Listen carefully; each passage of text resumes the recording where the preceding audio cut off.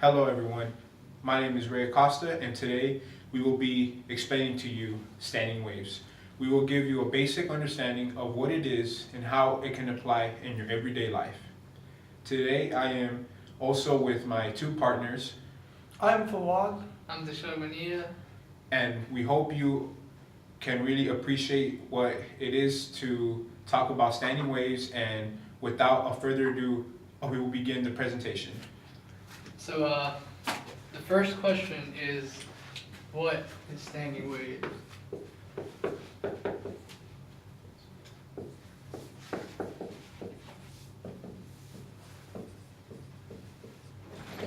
What is a standing wave? Each of the natural frequencies at which an object vibrates is associated with a standing wave pattern. When an object is forced into resonant vibration at one of its natural frequencies, it vibrates in a manner in which a standing wave is formed within the object. So a standing wave will basically look like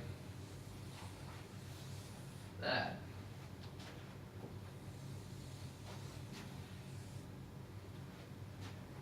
A standing wave pattern can be described as a vibrational pattern created within a medium, like air, when the vibration frequency of a source causes reflective waves from one end of the medium to interfere with incident waves from the source.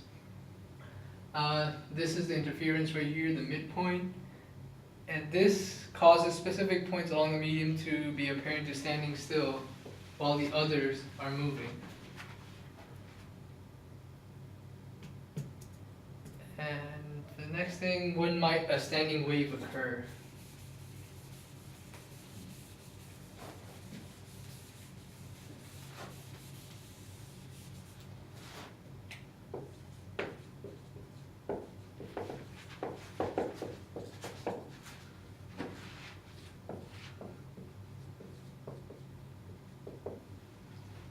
A standing wave pattern is only created within a medium at a specific frequency of vibration, otherwise known as harmonic frequencies or harmonics. Harmonic frequencies are the set of all possible standing waves in a system, the simplest of these being fundamental or first harmonic.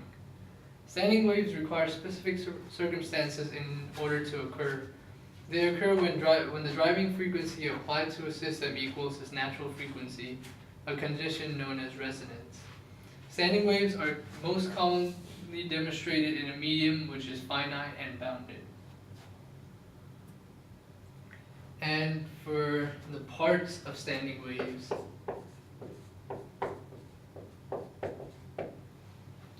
the point in this pattern that they're standing still are referred to as nodal points. These occur as the result of destructive interference of incident and reflective waves.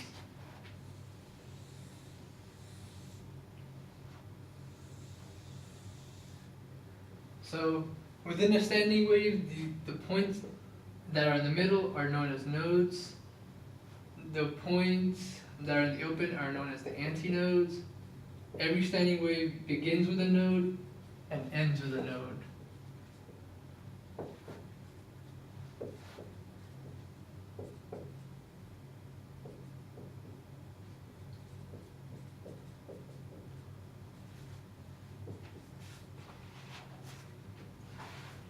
Each nodal point is surrounded by antinodal points. This creates an alternating pattern of nodal and antinodal points. To explain it further, my partner Jose is going to step up here.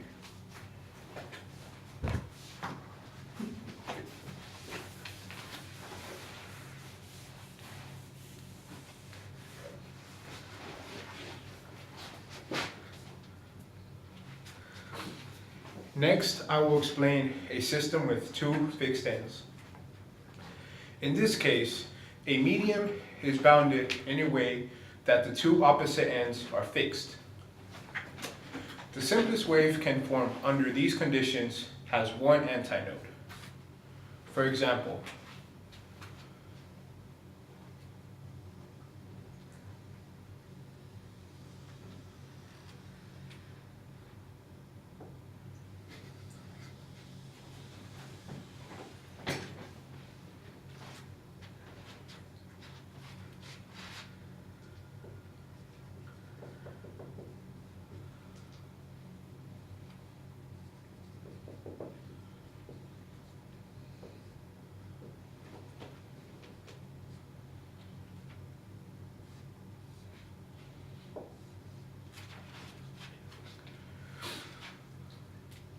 This is the halfway of a wavelength, which is depicted by the following formula.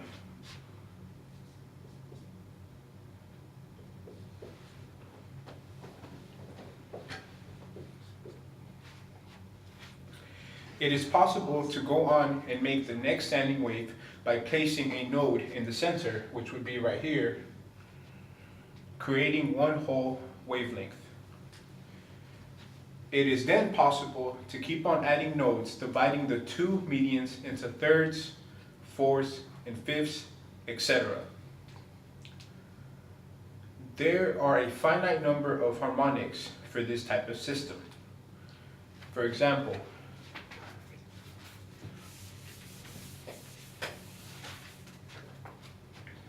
an example in which the frequencies of the harmonics are whole and a number of fundamental frequencies could look like this.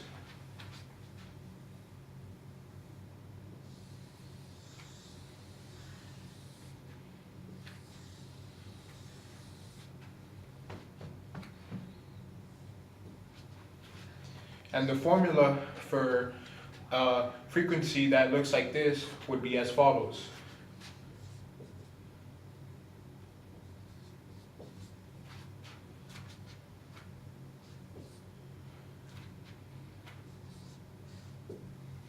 So just to explain what Dixshak had gone through, this is an antinode.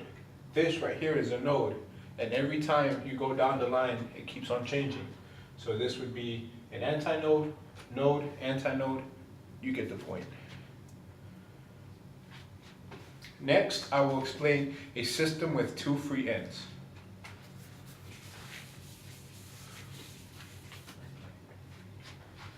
In this case, a medium is bounded any way that the two ends are not fixed.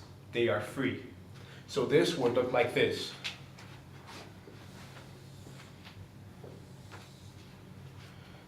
When they are free, basically what's happening is these ends are not enclosed as before, which I had them like this. Free, not free. Free, not free.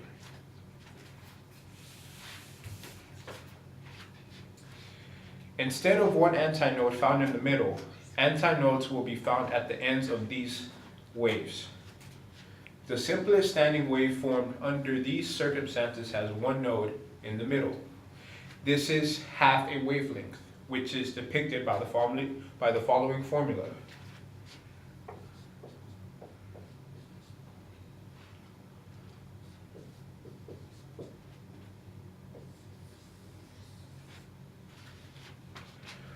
It is possible to make the next standing wave by placing another antinode in the center, which creates one whole wavelength. The relationship of these standing waves are the same as the relationship for those formed with two fixed ends. The only difference being that the nodes and antinodes are reversed.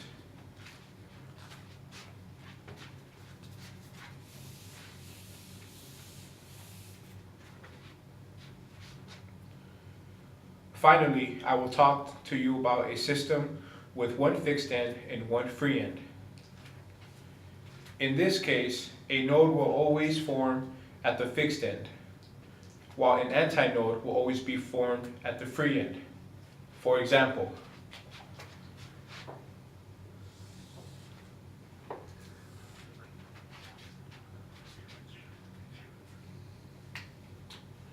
so in this case, this would be the node, and this would be the antinode. So this is the fixed end, and this is the free end. The simplest standing wave formed under these conditions is 1/4 wavelength long, which will be depicted by this formula.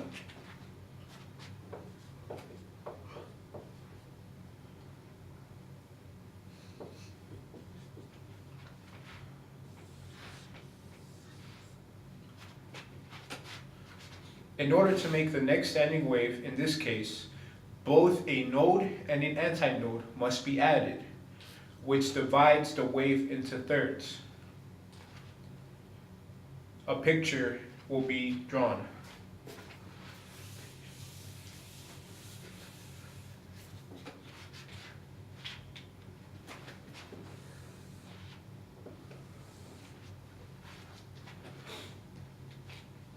And the formula for this is as follows.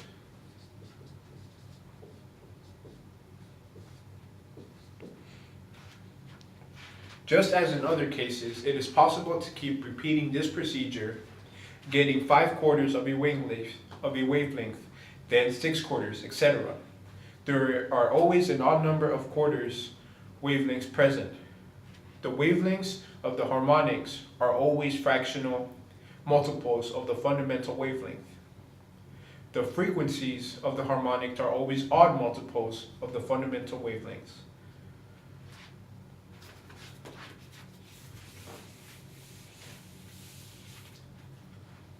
This concludes my portion of the presentation, and now my partner Fawad will explain his.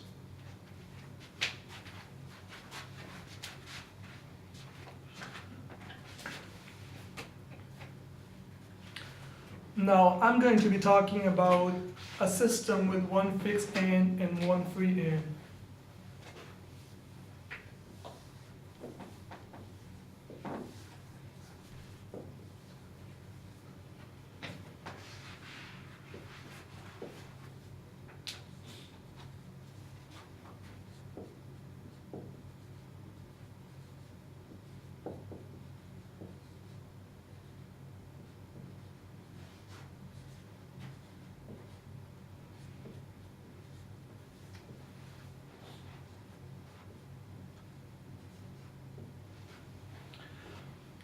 In this case, a node will always form at the fixed end, while the entire node will always form at the free end, like this.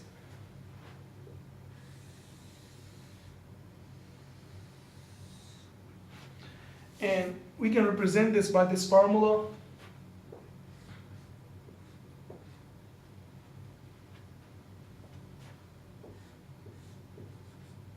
One-fourth of the entire node.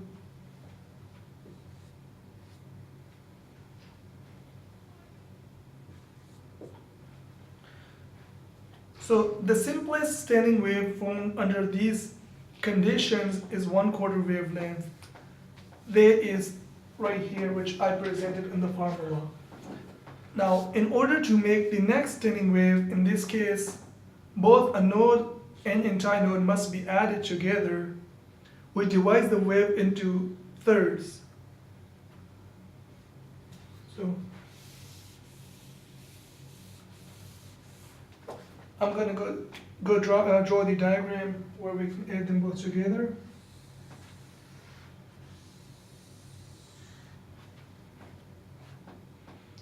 So it's going to be, the formula is going to be L is equal 3/4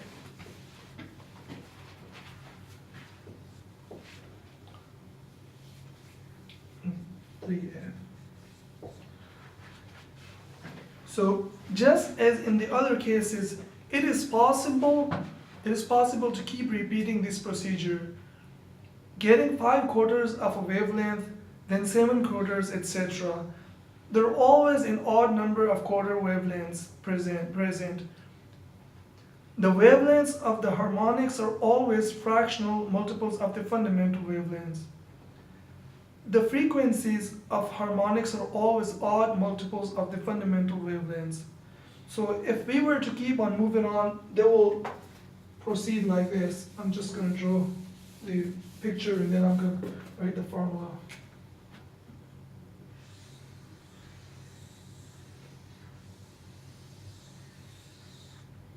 So they're going to keep on moving like that, and our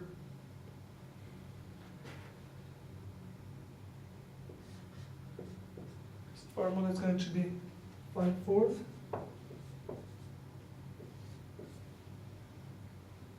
and 5F. So this is how it's going to proceed. Now, after this, I'm going to be talking about standing waves in our everyday life.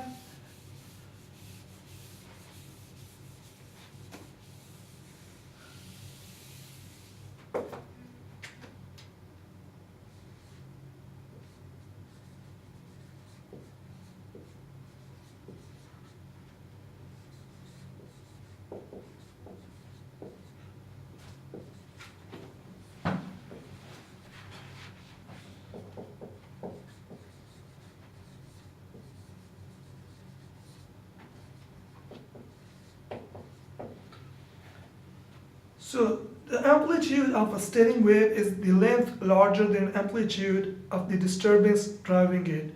You can put a little energy at the right rate and it can accumulate into something with a lot of energy. An example of this would be playing a musical instrument. The musician will either blow, pluck, or scrape the instrument, and what gets amplified is the fundamentals frequencies plus its multiples. Try cupping your hands together loosely, hold them next to your ear and listen. One frequency should get amplified out of the background noise in space around you. The pitch should change in response to the varying shape of your cupped hands. So also we can draw a picture like this, which can be also seen in our PowerPoints, where it's a tree.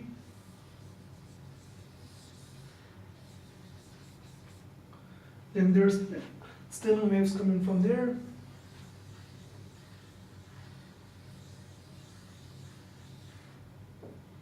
Then there's a boy who's pulling this.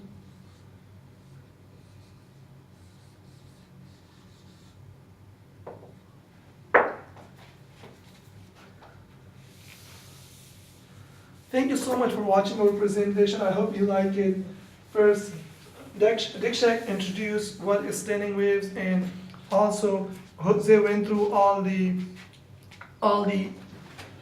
extensions of like a standing wave with two free ends and fixed ends, and also one free end and one fixed end. And I went through standing wave in our everyday life. I hope you enjoy our video. Thank you so much. Bye.